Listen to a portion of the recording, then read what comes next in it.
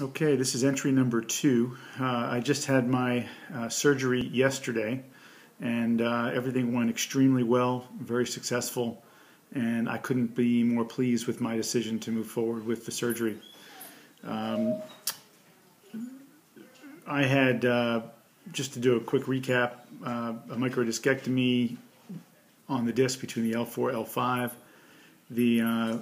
There was an actual rupture in the herniation that was fairly significant. The fragments traveled about halfway up the L4 vertebrae, and we're actually pinching two nerves, the nerve root and then where the nerve exits the foramina, was my understanding. So I'm immediately, well, in terms of the timeline, I went into surgery yesterday at about 3:30. I went to the anesthesiologist at 2. And it was actually around 3:30 that I was anesthetized.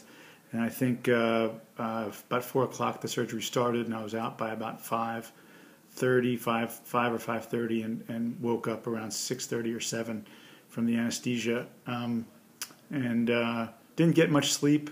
I still hadn't eaten anything, I guess, as of midnight Tuesday evening. Surgery was Wednesday, today's Thursday.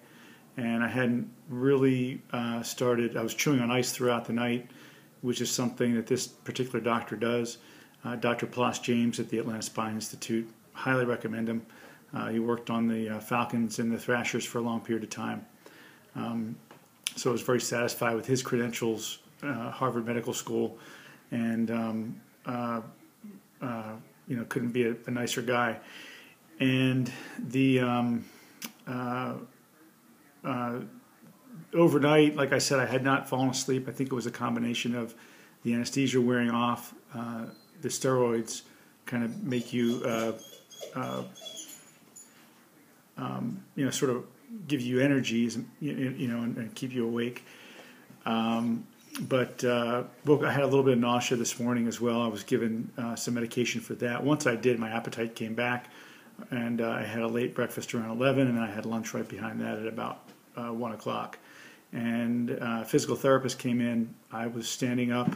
I climbed about 5 stairs, walked back down, walked up and down the hallway, and then got back into bed for about an hour. And then I was picked up at the hospital by my wife, and after that was able to walk. I was taken in a wheelchair, got in the car, and was able to walk on the other side back into the house. And I've done some walking to and from the drugstore where my prescription was filled. So I'm very helpful. The main reason I went ahead with the surgery, again, was because of the numbness that I had between my knee and my ankle on the left side. That has gone down significantly. I say it's probably about 15% still numb, which I expected because those fragments were pressing on the nerve for a good month. Some folks, the second opinion that I went to, and some other folks expressed that moving forward so quickly after the initial injury or incident where I was in excruciating pain to a few days later being able to walk around, they felt like 4 weeks was not quite enough time. But given that Dr. James puts people in sort of a high amateur athlete status, people who are highly active, 44 years old, this is something that would have needed to be done at some point anyway.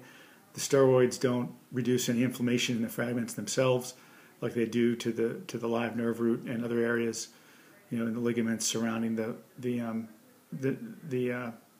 inflammation. So again, I couldn't be more pleased. I feel good. The incision's obviously sore. I'll be taking painkillers for that over the next week. No BLT, is what they say. That's what they call it. No bending, lifting, or twisting for really 6 weeks. And I'll be checking in over the course of the next few weeks, and how the recovery goes. Rehab should start at about week 4, and I expect to be back in action really between month 2 and 3, where I'm highly active again. So I hope that helps, and I'll be back.